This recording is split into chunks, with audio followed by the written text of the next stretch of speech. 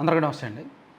తమిళనాడు రాజకీయాల్లో ఒకప్పుడు 1970స్లో 70s 80s ఆ టైంలో ఎంజీఆర్ వర్సెస్ కరుణానిధిగా ఉండేది. సో వాళ్ళిద్దరు మంచి స్నేహితులు. స్నేహం నుంచి రాజకీయ శత్రువులుగా మారారు. అయితే కక్ష సాధింపులు ఉండేవి కాదు, స్నేహపూర్వక రాజకీయమే ఉండేది. వాళ్ళిద్దరు స్నేహబంధం మీద ఇద్దరు అనే సినిమా కూడా వచ్చింది, మీరు చూడొచ్చు. మోహన్ లాల్ అండ్ ప్రకాష్ రాజ్ ముఖ్య పాత్రలతో. కొంచెం ఊహాజనితమైన సినిమాలే అది. సో ఆ తర్వాత ఎంజీఆర్ మరణం తర్వాత జయలలిత 1989లో అన్నాడీఎంకే పగ్గాలు చేపట్టిన తర్వాత రాజకీయం మారిపోయింది. విపరీతమైన కక్ష సాధింపులు. జయలలిత గారిని అసెంబ్లీలో అవమానించారు. అది ఆమె మనసులో పెట్టుకొని అధికారంలోకి వచ్చిన తర్వాత కరుణానిధిని అరెస్ట్ చేశారు, జైల్లో పెట్టించారు. అది మనసులో పెట్టుకున్న కరుణానిధి ఆ తర్వాత ఆయన సీఎం అయిన తర్వాత అన్నాడీఎంకేని చీల్చి చెండాడు వెంటాడారు. ఆ తర్వాత మళ్ళీ అన్నాడీఎంకే అధికారంలోకి వచ్చిన తర్వాత కరుణానిధి అండ్ వాళ్ళ అబ్బాయి స్టాలిన్ మీద కేసులు పెట్టారు. సో ఇట్లా దాదాపుగా ఒక 25 ఏళ్ల పాటు తమిళనాడు రాజకీయాల్లో విపరీతమైన కక్ష సాధింపు. ఒక పార్టీ అధికారంలోకి వస్తే మరో పార్టీని చీల్చి చెండాడేవాళ్ళు, కేసుల మీద కేసులు పెట్టేవాళ్ళు. దేశం మొత్తం మీద వర్స్ట్ పాలిటిక్స్ ఉండేవి తమిళనాడులో. దాంతో పెట్టుబడిదారులు పెట్టుబడి పెట్టడానికి కూడా వెనకడుగు వేసేవారు. ఆ విధానానికి కరుణానిధి గారు అండ్ జయలలిత గారు స్వల్పకాలిక తేడాలో మరణించడంతో, ఆ తర్వాత స్టాలిన్ సీఎం అవ్వడంతో ఈ కక్ష సాధింపుకి చేయాల్సిన అవసరం రాలా స్టాలిన్కి. ఎందుకంటే ఆ స్థాయి పెద్దగా లీడర్షిప్ ఏమీ లేదు. జయలలిత మరణం తర్వాత అన్నాడీఎంకే ఒంటరి అయిపోయింది. వాళ్ళ పార్టీ పగ్గాల కోసం కొట్టుకుంటున్నారు. సో ఇంకా ఆ పార్టీ మీద ఈయనేం కక్ష సాధిస్తాడు. కాబట్టి ఈ వ్యవహారం ఏంటో, ఈయన పరిపాలన ఏంటో ఈయన చూసుకున్నాడు. సో స్టాలిన్ మరీ అంత ప్రభుత్వ వ్యతిరేకత వచ్చేలాగా అంత బీభత్సంగా ఏం పరిపాలించలేదు. కానీ ఈ 2026 ఎన్నికలు వచ్చేసరికి విజయ్ రూపంలో ఒక మంచి ఆల్టర్నేటివ్ దొరకడంతో తమిళ ప్రజలు విజయ్ని గద్దెనెక్కించారు. సో విజయ్ ఇప్పుడు కొత్త ట్రెండీ పాలిటిక్స్ చేస్తున్నారు. చూస్తున్నాం, పాజిటివ్ వైబ్ అయితే కనిపిస్తుంది. ఈరోజు అసెంబ్లీలో ఒక ఆసక్తికరమైన సన్నివేశం ఏంటంటే, డిఎంకే శాసనసభ పక్షనేతగా ఉదయనిధి స్టాలిన్ వచ్చారు. స్టాలిన్ అంటే మాజీ ముఖ్యమంత్రి స్టాలిన్ ఈ ఎన్నికల్లో ఎమ్మెల్యేగా కూడా ఓడిపోయారు. సో వాళ్ళ అబ్బాయి గతంలో యువజన క్రీడల శాఖ మంత్రిగా పనిచేసి స్టాలిన్ గారి క్యాబినెట్లో కీలకమైన మంత్రిగా ఉన్న ఉదయనిధి స్టాలిన్ ఎమ్మెల్యేగా గెలిచారు.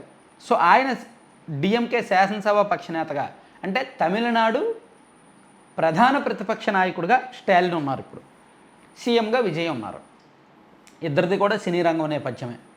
అయితే ఉదయనిధి స్టాలిన్ మరీ అంత మాసుగా సినిమాల్లో అంత సక్సెస్ రేట్ ఏమీ లేదు. కొన్ని మంచి సినిమాలు అయితే తీశాడు. ఒక 15 ఏళ్ల సినీ కెరీర్లో ఓవరాల్గా మంచి హిట్ సినిమాలు ఒక 5 6 ఉంటాయి మాస్కి కనెక్ట్ అయ్యేలా. కానీ విజయ్ విపరీతమైన మాస్ ఇమేజ్ ఉన్న హీరో, సౌత్ ఇండియాని షేక్ చేసిన హీరో, మంచి కలెక్షన్స్ రికార్డులు కొట్టిన హీరో. సో మొత్తానికి ఇద్దరిది సినీ నేపథ్యం అనేది అయితే వాస్తవం. ఇప్పుడు అసెంబ్లీలో కూడా విజయ్ అధికార పక్షం సీఎం, ఉదయనిధి స్టాలిన్ ప్రతిపక్షం. సో స్టాలిన్కి ఇది రెండోసారి. గతంలో ఆయన ఎమ్మెల్యేగా పనిచేశారు, మంత్రిగా పనిచేశారు, ఇప్పుడు ఎమ్మెల్యేగా ఉన్నారు, ప్రతిపక్ష నాయకుడిగా ఉన్నారు. కొంత అనుభవం ఉంది, విజయ్తో పోలిస్తే కొంత అనుభవం ఉంది, పరిపాలనా అనుభవం ఉంది, అండ్ రాజకీయ అనుభవం కూడా ఉంది. ఆ కుటుంబం రాజకీయ కుటుంబమే కాబట్టి ఆయన వారసుడిగా వచ్చారు కాబట్టి. విజయ్ పరిపాలనలో కొత్త, రాజకీయ అనుభవం లేదు. సో ఇక్కడ వీళ్ళిద్దరూ ఎలా ఉంటుంది? సో గతంతో పోలిస్తే తమిళనాడు రాజకీయాల్లో అధికార ప్రతిపక్షాలకు ఉన్న రాజకీయం, ఆ శత్రుత్వం వేరు. కానీ ఇప్పుడు ఈ రాజకీయ శత్రుత్వం వేరు. ఇద్దరిది కూడా ఏజ్ గ్రూప్ కూడా ఒకటే. విజయ్ది 51 ఏళ్ళు అనుకుంటా వయసు, ఉదయనిధి స్టాలిన్ 48 ఏళ్ళు వయసు. ఆల్మోస్ట్ ఏజ్ గ్రూప్ ఒకటే, వాళ్ళ నేపథ్యం ఒకటే.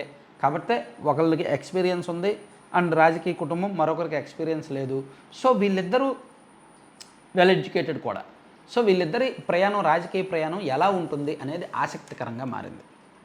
ఒకవేళ స్టాలిన్ కనుక ప్రధాన ప్రతిపక్ష నేతగా ఉండుంటే ఖచ్చితంగా విజయ్కి కష్టమయ్యేది. స్టాలిన్ను అసెంబ్లీలో ఎదుర్కోవడం విజయ్కి ఖచ్చితంగా కష్టమయ్యేది. ఎందుకంటే స్టాలిన్ ఒక అసాధారణ పొలిటీషియన్, మంచి సబ్జెక్ట్ ఉన్న వ్యక్తి అండ్ అన్నీ తెలిసిన వ్యక్తి, అనుభవం ఉన్న వ్యక్తి. కానీ ఉదయనిధి స్టాలిన్ అంత అనుభవం లేదు కాబట్టి విజయ్ని మరీ ముప్పుతిప్పలు పెట్టకపోవచ్చు. కానీ ఉదయనిధి స్టాలిన్ నడిపించేది వారి తండ్రి స్టాలినే. ఈరోజు కూడా అసెంబ్లీ జరుగుతున్నప్పుడు బల నిరూపణ సమయంలో, విశ్వాస పరీక్ష సమయంలో ఉదయనిధి స్టాలిన్ అండ్ డిఎంకే ఎమ్మెల్యేలు బాయ్కాట్ చేశారు అసెంబ్లీని. సో వాళ్ళ వ్యూహం అది. ఎందుకంటే విజయ్కి పూర్తి స్థాయిలో ప్రజా మద్దతు దక్కలేదు. ఆయనకు 35% ఓట్లు వచ్చాయి.